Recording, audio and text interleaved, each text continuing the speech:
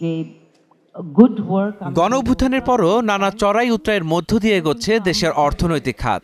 এমন বাস্তবতায় শনিবার রাজধানীর সোনারগাঁও হোটেলে এই অর্থনৈতিক সম্মেলনে এক মঞ্চে রাজনীতিবিদ ও আর্থিক খাতের সংশ্লিষ্টরা। দৈনিক বণিক বার্তা আয়োজিত সম্মেলনে এনসিপির আহ্বায়ক নাহিদ ইসলাম বলেন, জুলাই আন্দোলনের অন্যতম লক্ষ্য ছিল অর্থনৈতিক সংস্কার, যা আগামী নির্বাচনের মাধ্যমে সম্ভব হবে বলে আশা করেন তিনি। আর অর্থনীতিতে সুদিন ফেরাতে রাজনৈতিক সদিচ্ছা জরুরি বলে মনে করেন জামায়াত আমির ডাক্তার শফিকুর রহমান। আমাদের ফোকাস মাত্র 3টা জায়গায়। আমরা বিশ্বাস করি এই 3 জায়গা ঠিক হলে একটা সমাজ ঠিক।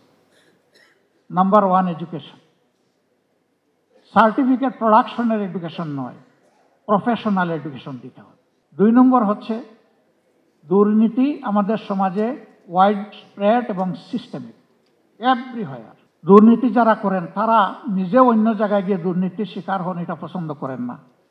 তার মানে হচ্ছে সবাই দুর্নীতিকে ঘৃণা করে, কিন্তু নিজের জায়গাটায় নিজে লোভ সামলাতে পারে না, অথবা সিস্টেম তাকে বাধ্য করে, 2টার একটা। আমাদের 3rd ফোকাস হচ্ছে জাস্টিস এভরিহোয়ার ফর এভরিওয়ান। এই 3টা জিনিসকে যদি আমরা অ্যাসার্ট করতে পারি সমাজে, আমাদের ব্যবসা হবে সাস্টেইনেবল। ফলে খুবই স্থূলভাবে দেখলেও এই গণঅভ্যুত্থানের শুরুটা ছিল যে একটা অর্থনৈতিক আকাঙ্ক্ষা থেকে, একটা চাকরির দাবি থেকে, কিন্তু এর পিছে কাজ করেছে যে সমাজের যে বৈষম্য ঘনীভূত হয়েছে তার বিরুদ্ধে যে পুঞ্জীভূত ক্ষোভ, এবং অন্যদিকে যে রাজনৈতিক দমনপীড়ন, সেই সকল কিছু সম্মিলন হয়ে তার বিরুদ্ধে জনগণ আসলে রাজপথে নেমেছে। রাজনৈতিক গণতন্ত্রায়নের পাশাপাশি সরকারি কাজে হয়রানি বন্ধে গুরুত্ব দেন বিএনপি নেতা আমির খসরু মাহমুদ চৌধুরী। গত 15 বছরে যারা লুটপাট, চুরি ও ব্যাংক ডাকাতির সঙ্গে জড়িত ছিল তাদের আইনের আওতায় আনার তাগিদ দেন বিএনপির মহাসচিব। তবে লুটপাটের দায়ে বন্ধ করে দেয়া শিল্প কারখানা ফের চালু করার দাবি করেন মির্জা ফখরুল। বাংলাদেশে ব্যবসায়ীদের ব্যাপারে আসলে চিন্তা ভাবনাটাও পরিবর্তন করা দরকার। এখানে সম্ভবত ডক্টর ইনামুল হক সাহেব এই কথা বলেছেন যে চোর ধরা ব্যাপারটা না থেকে এখানে ট্রাস্টের ব্যাপারটা খুব ইম্পর্টেন্ট। ব্যবসায়ীদেরকে যদি আমরা বিশ্বাসই না করি, তাহলে সে আমার ব্যবসা করে আমাকে সে কি দেবে, এই বিষয়গুলো আমার মনে হয় খুব জরুরি। প্রত্যেকটা সেক্টরে ডিরেগুলেট করা হবে, যাতে করে বাংলাদেশের নাগরিকদের সরকারি অফিসে ঘোরাঘুরি করতে না হয়। এখান থেকে বাংলাদেশের নাগরিকদের মুক্ত করতে হবে।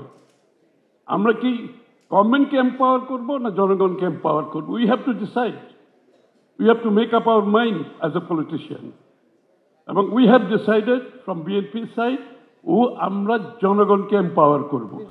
অর্থনৈতিক সম্মেলনে দেশের সামগ্রিক বাস্তবতা তুলে ধরেন কেন্দ্রীয় ব্যাংকের গভর্নর আহসান এইচ মনসুর।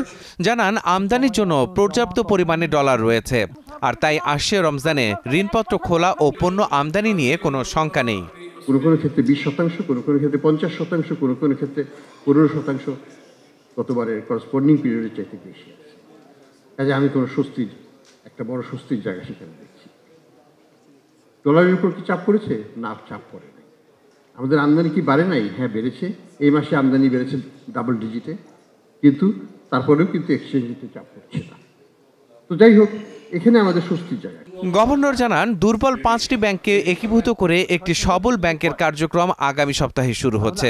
এছাড়া দেশে ব্যাংক খাতের খেলাপি ঋণের সংকট কাটিয়ে উঠতে 5 থেকে 10 বছর লাগবে বলে মন্তব্য করেন ডক্টর আহসান এইচ মনসুর। প্রতি কোয়ার্টারে যখন নতুন ডাটা পাচ্ছি। মাহাদি হাসান, স্টার নিউজ, ঢাকা।